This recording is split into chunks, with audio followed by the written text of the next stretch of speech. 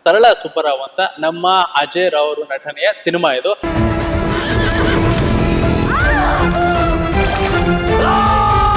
ಅಲ್ಲಿ ಇಡ್ಲಿ ಚೆನ್ನಾಗಿ ಸಿಗುತ್ತೆ, ಮಸಾಲೆ ದೋಸೆ ಚೆನ್ನಾಗಿ ಸಿಗುತ್ತೆ ಅಂತ ಒಂದು ಹೋಟ್ಲಿ, ಒಂದು ದೊನ್ನೆ ಬಿರಿಯಾನಿ ಚೆನ್ನಾಗಿ ಸಿಗುತ್ತೆ ಅಂತ ಫೇಮಸ್ ಇರ್ತವೆ. ಆ ಥರದ್ದು ಒಂದೊಂದು ಆರ್ಟಿಸ್ಟ್ ಒಂದೊಂದ್ರಲ್ಲಿ ಫೇಮಸ್ ಆಗಿರ್ತಾರೆ ಅಷ್ಟೇ. ಮದುವೆ ಆದ ಹೊಸದ್ರಲ್ಲಿ ಎಲ್ಲ ಅದ್ಭುತಾನೆ, ಹೋಗ್ತಾ ಹೋಗ್ತಾ ತಿಳಿಯತ್ತೆ ಅದು ಅದ್ಭುತ ಅಲ್ಲ, ಅದು ಭೂತ. ನಮಗೆ ಪರ್ಸ್ನಲಿ ಎಲ್ಲಾ ರೀತಿಯಾದಂತ ಫ್ಲೇವರ್ಸ್ ನ ಕೇಟರ್ ಮಾಡ್ಬೇಕಂದ್ರೆ ನಮ್ಗೆ ಆಸೆ ಇರುತ್ತೆ. ಬಿಕಾಸ್ ನಾವು ಆಸ್ ಅನ್ ಆಕ್ಟರ್ ನಮಸ್ಕಾರ ಆಡ್ ಮುಟ್ದೇ ಇರೋ ಸೊಪ್ಪಿಲ್ಲ, ರಾಜ್ ಮಾಡದೇ ಇರೋ ಪಾತ್ರ ಇಲ್ಲ ಅಂತ ಒಂದು ಗಾದೆ ಇದೆ. ನಮಗೂ ಅದೇ ತರ ಆಸೆ ಇದೆ, ಎಲ್ಲಾ ಪಾತ್ರಗಳನ್ನು ನಾವು ಟ್ರೈ ಮಾಡ್ಬೇಕು. ಸಿನಿಮಾ ಅಂತ ನಾನು ಬೆಳಿತಾ ನೋಡಿರೋದೆಲ್ಲ ಕಮರ್ಷಿಯಲ್ ಸಿನಿಮಾಗಳೇ, ಕಮರ್ಷಿಯಲ್ ಆಕ್ಷನ್ ಸಿನಿಮಾಗಳನ್ನೇ ನಾನು ನೋಡ್ಕೊಂಡು ಬೆಳೆದಿದ್ದು. It should be larger than life, very heroic, ಹಂಗಿರ್ಬೇಕಂತಾನೆ ನಾನು ಆಸೆ ಪಡೋದು. ಅದೇ ತರ ಸಿನಿಮಾ ಮಾಡ್ಬೇಕಂತ ನನಗೆ ಪರ್ಸನಲಿ ನನಗೂ ಆಸೆ ಇರುತ್ತೆ.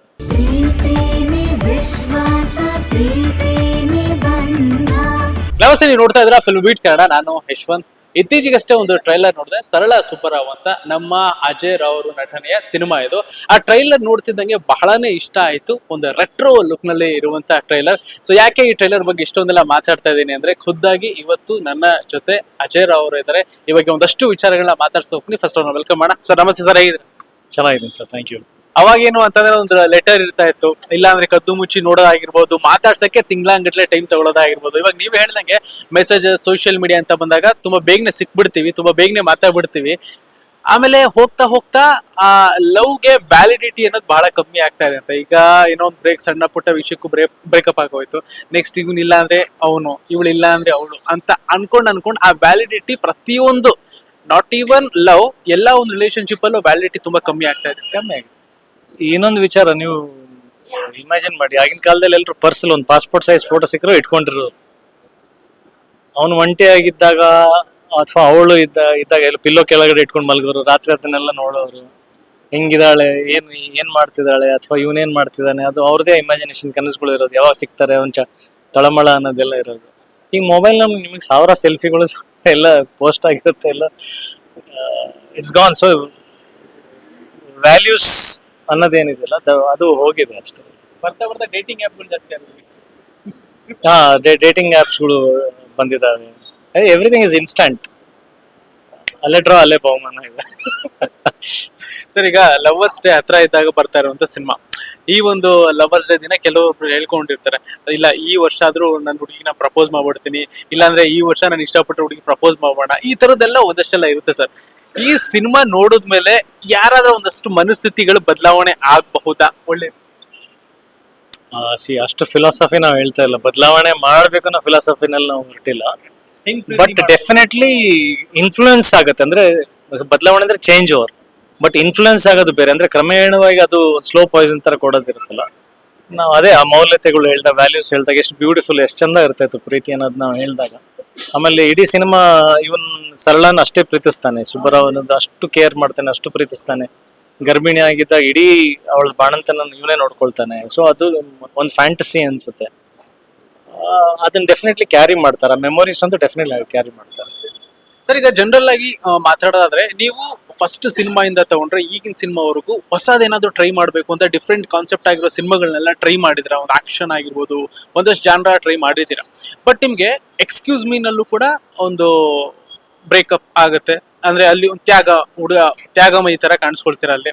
ಆಫ್ಟರ್ ದಟ್ ಅದೊಂದು ದೊಡ್ಡ ಬ್ರೇಕ್ ಆದ್ಮೇಲೆ ನಿಮ್ಗೆ ನೆಕ್ಸ್ಟ್ ಮತ್ತೆ ಬ್ರೇಕ್ ಸಿಕ್ಕಿದ್ದು ತಾಜ್ ಮಹಲ್ ಆಗಿರ್ಬೋದು, ಅದಾದ್ಮೇಲೆ ಕೃಷ್ಣ ಲವ್ ಸ್ಟೋರಿ ಆಗಿರ್ಬೋದು. ಈ ತರ ಒಂದಷ್ಟು ಪ್ಯಾಟರ್ನ್ ತಗೊಂಡ್ರೆ ನಿಮ್ಮನ್ನ ಆತರ ನೋಡಕ್ಕೆ ಜನಗಳು ಇಷ್ಟ ಪಡ್ತಾ ಇದಾರೆ ಅಂತ ಅನ್ಸುತ್ತಾ, ಇಲ್ಲ ಹೆಂಗೆ ಸರ್? ಯಾಕಂದ್ರೆ ದೊಡ್ಡ ಬ್ರೇಕ್ ಸಿಕ್ಕಿರೋದೇ ನಿಮ್ಗೆ ಆತರ ಒಂದು ಇಮೇಜ್ ಕ್ರಿಯೇಟ್ ಆಗಿರುತ್ತೆ. ಡೆಫಿನೆಟ್ಲಿ ಅದನ್ನ ಚೇಂಜ್ ಮಾಡೋಕೆ ತುಂಬಾ ಕಷ್ಟ ಆಗುತ್ತೆ.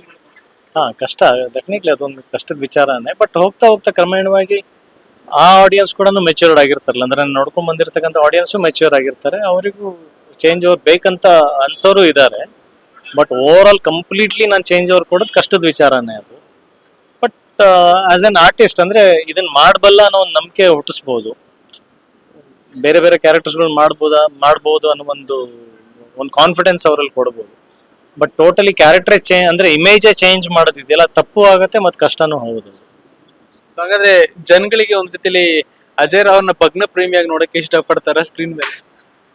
ಅದೇ ಒಂದು ಹೋಟ್ಲ್ ಫೇಮಸ್ ಇರುತ್ತಲ್ಲ, ಒಂದು ಬಿರಿಯಾನಿ ಹೋಟ್ಲ್ ಫೇಮಸ್ ಇರುತ್ತೆ, ಒಂದು ಇಡ್ಲಿ ಇದಕ್ಕೆ ಈಗ ಅಲ್ಲಿ ಇಡ್ಲಿ ಚೆನ್ನಾಗಿ ಸಿಗುತ್ತೆ, ಮಸಾಲೆ ದೋಸೆ ಚೆನ್ನಾಗಿ ಸಿಗುತ್ತೆ ಅಂತ ಒಂದು ಹೋಟ್ಲಿ, ಒಂದು ದೊನ್ನೆ ಬಿರಿಯಾನಿ ಚೆನ್ನಾಗಿ ಸಿಗುತ್ತೆ ಅಂತ ಫೇಮಸ್ ಇರ್ತವೆ. ಆ ಥರದ್ದು ಒಂದೊಂದು ಆರ್ಟಿಸ್ಟ್ ಒಂದೊಂದ್ರಲ್ಲಿ ಫೇಮಸ್ ಆಗಿರ್ತಾರೆ ಅಷ್ಟೇ.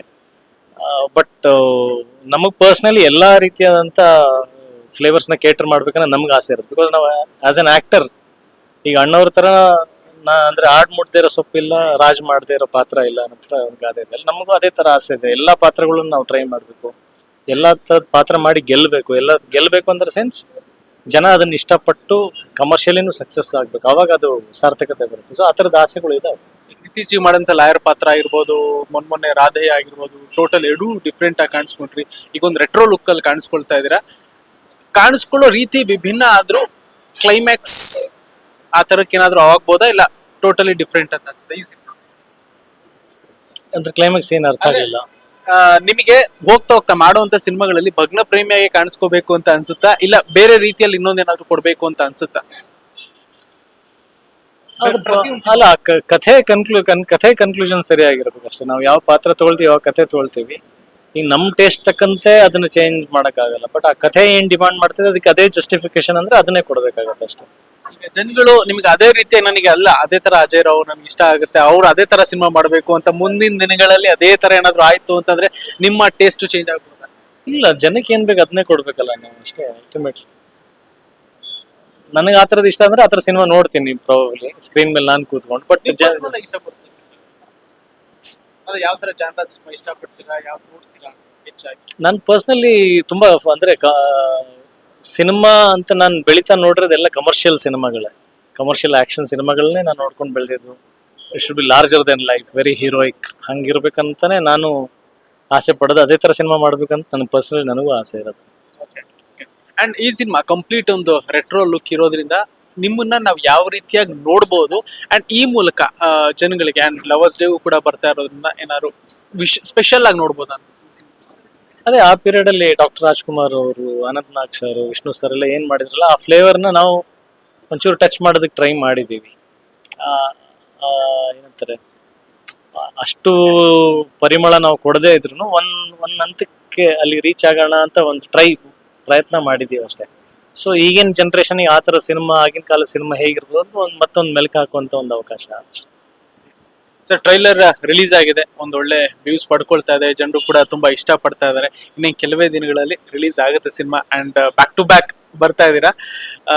ಹಿಂದೆ ಒಂದು ಸಿನಿಮಾ, ಒಂದು ಕೆಲವು ತಿಂಗಳ ಹಿಂದೆ ಒಂದು ಸಿನಿಮಾ ರಿಲೀಸ್ ಆಯ್ತು, ಇವಾಗ ಮತ್ತೆ. ಸೊ ನೆಕ್ಸ್ಟ್ ಇನ್ ಯಾವ ಸಿನಿಮಾದಲ್ಲಿ ಕಾಣಿಸ್ಕೊಳ್ತೀರಾ ಅದ್ ನೆಕ್ಸ್ಟ್ ಸಿನಿಮಾದಲ್ಲಿ ಮಾತಾಡ್ತೀನಿ. ಈ ಸಿನಿಮಾ ಬಗ್ಗೆ ಸರ್ ಒಂದು ಜನಗಳಿಗೆ ಒಂದು ಇನ್ವಿಟೇಷನ್ ಕೊಡೋದು. 12th February ಸರಳ ಸುಬ್ಬರಾವ್ ಸಿನಿಮಾ ರಿಲೀಸ್ ಆಗ್ತಾ ಇದೆ. It's romantic comedy cinema. Throughout cinema comedy ಇದೆ and along with that high voltage romance ಅನ್ನೋದಿದೆ. ಆಕ್ಷನ್ ಸಿನಿಮಾಗಳು ನೋಡಿರ್ತೀರ, ಫುಲ್ ಫೈಟ್ಸ್ ಇರೋದು, ಇದು ಫುಲ್ ರೊಮ್ಯಾನ್ಸ್. ವ್ಯಾಲೆಂಟೈನ್ಸ್ ಡೇ ಪ್ರಯುಕ್ತ ಬರ್ತಾ ಇದೆ. ಕರೆಕ್ಟ್ 9 ತಿಂಗಳಿಗೆ ಚಿಲ್ಡ್ರನ್ಸ್ ಡೇ ಬರುತ್ತೆ. ಸೊ ನೋಡಿ ಪ್ರೇರಣೆ ತಗೊಂಡವರು ಈಗಿನ ಜೆನ್ಸಿನವ್ರು ಕೂಡ 9 ತಿಂಗಳಾದ್ಮೇಲೆ you can celebrate children's day. Cinema ನೋಡಿ ಪ್ರೇರಣೆ ತಗೊಂಡು